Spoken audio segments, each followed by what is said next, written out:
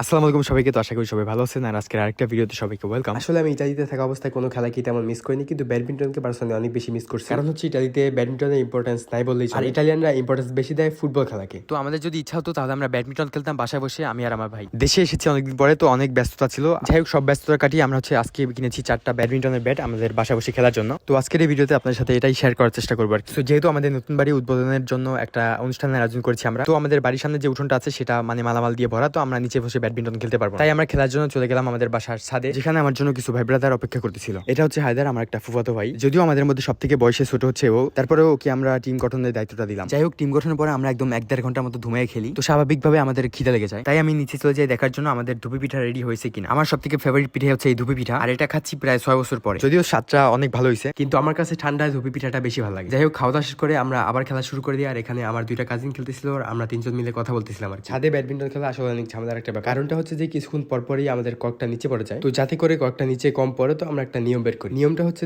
যে কর্কটা নিচে ফেলবে সে আবার নিচে এসে কর্কটাকে উপরে নিয়ে যাবে। যাই হোক, খেলার মাঝে আমি আবার ড্রোন উড়িয়ে আমাদের বাড়ির যে রাতের ভিউটা সেটা ক্যাচ করার চেষ্টা করি। যদিও রাতে আমাদের বাড়ির আশেপাশে ড্রোন ফ্লাই করা অনেক রিস্ক, কারণ হচ্ছে যে আমাদের বাড়ির আশেপাশে গাছপালা দিয়ে একদম ভরা। যাই হোক, আমার কাছে আমাদের বাড়ির রাতের ভিউটা অনেক ভালো লেগেছে। আপনাদের কেমন লেগেছে অবশ্যই কমেন্ট বক্সে জানাবেন। তো আজকের এই ছোট ব্লগটা দেখার জন্য আপনাদেরকে অনেক অনেক ধন্যবাদ, আর দেখা হচ্ছে নেক্সট আরেকটা ভিডিওতে। সবাই ভালো থাকবেন। আসসালামু আলাইকুম।